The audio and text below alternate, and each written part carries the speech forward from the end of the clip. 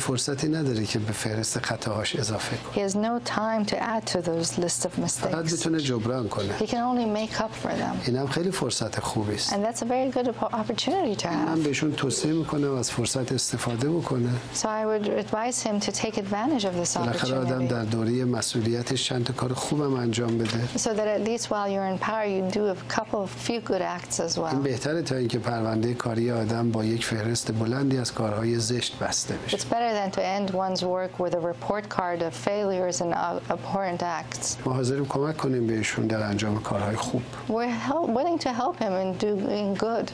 خوشحال میشیم. We'll be very happy.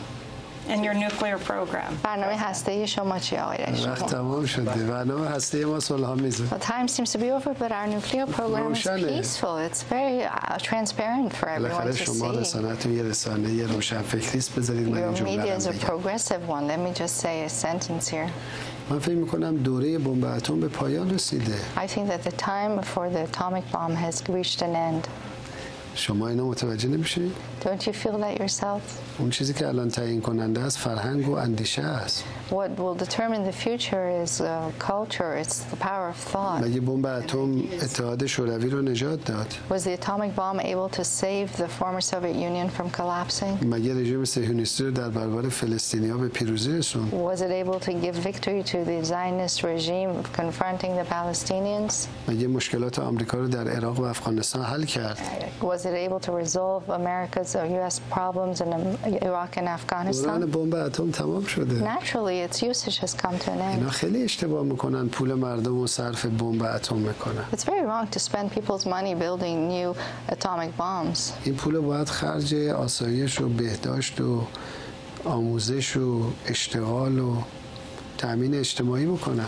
This money should be spent on creating welfare, prosperity, health, حتی education, کمک کنن به employment, کشورهای دیگه. and as aid that should be distributed among other زمینه‌های countries جنگ رو از بین میبره. to destroy the reasons for war, زمینه‌های ناامنی و تروریسم رو از بین میبره. for insecurity and terrorism. مطمئن باشید هر کس Rest دنبال assured. بمب اتم هست یک عقب افتاده سیاسی است. Whoever who seeks to have atomic bombs more and more is just politically backward. و اونایی که ذخیره کردن 10,000 و هی نسل نو رو میسازن عقب افتاده ترن. And those who have these arsenals and are busy making new generations of those bombs are even more backward. به نظرم یه خیانتی به جامعه بشری اتفاق افتاد. I think a disloyalty has occurred to the human community. انرژی اتمی انرژی پاکه. Atomic energy power is a clean one. انرژی تجدید شونده و مفیده. It's a renewable one and it is a positive. تا امروز بیش از 16 کاربرد مفید داره. Up to this day we've identified at least 16 positive applications from it. می‌دونید به خاطر شدت استفاده از انرژی فسیلی تمام آب و هوای جهان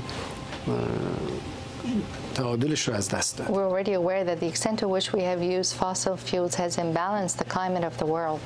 آلودگی‌های شدید و مریضی‌های شدید. Brought about a lot of pollution as well as a lot of diseases as a چه result. اشکالی داره همه کشورها از انرژی اتمی استفاده کنن نیرو تولید کنن؟ So what's wrong with all countries having peaceful nuclear power and enjoying the benefits of its یه energy? نیروی سازگار با محیط زیست هست. It's actually a power that is constructively environmental.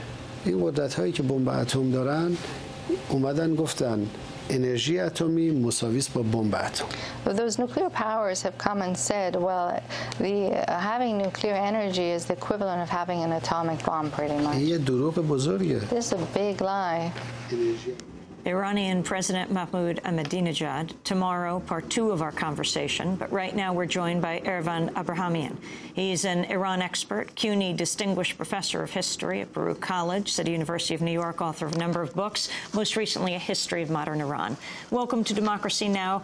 Can you talk about both what the Iranian president said here in his overall trip? Was it a different message this year?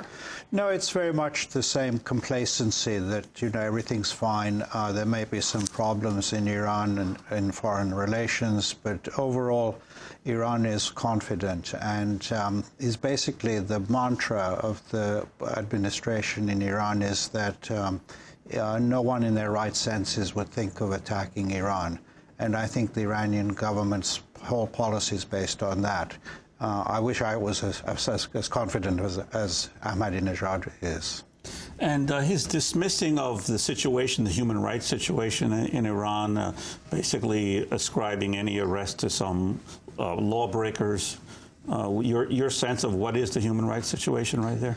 Well, I mean, he basically changed the question and talked about, probably 2 million prisoners in America, which is, of course, true, but it certainly changes the topic of the discussion. Now, in Iran, you can be imprisoned for talking even abolishing capital punishment. In fact, that's considered blasphemy, and academics have been charged with capital offense for actually questioning capital punishment. So he doesn't really want to address those issues, and there have been major purges in the university recently.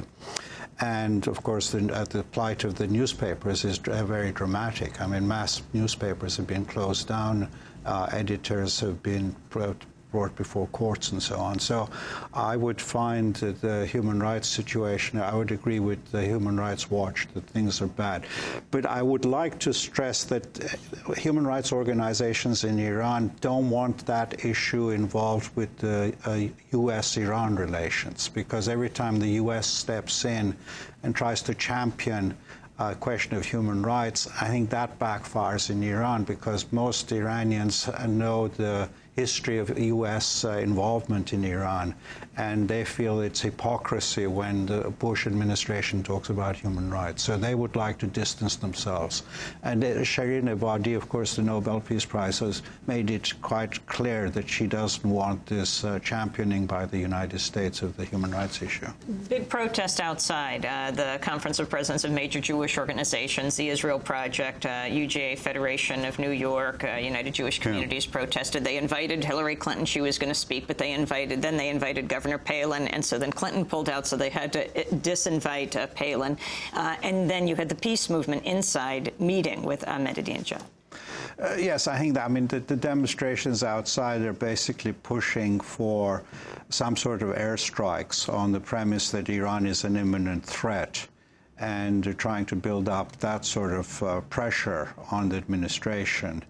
And clearly, I think the Obama administration would not want to do that, but they'll probably have a good hearing if there was a McCain administration. Well, we're going to leave it there. Part 2 of our conversation tomorrow, we talk about the Israel-Palestine issue. We talk about the treatment of gay men and lesbians in Iran. And we talk about how the Iraq war has affected Iran with the Iranian president. This is Democracy Now! Democracy Now! Is produced by Mike Burke, Shruf Abdul-Qadoos, Aramata Angela Kamat, Steve Martinez, Nicole Salazar, Hani Massoud, Rabbi Karen, Miguel Noguera, Mike DeFilippo, Peter Curries, our engineers. Tomorrow afternoon, I'll be at Johns Hopkins speaking, in the evening at Morgan State University, and on Saturday at the Baltimore Festival of Books. You can go to our website at democracynow.org for those details, as well as for the transcript of our interview with the Iranian president and our full conversation on the Wall Street bailout. We will also link to the protest sites where people will be protesting around the country today. I'm Amy Goodman with Juan Gonzalez. Thanks for joining us.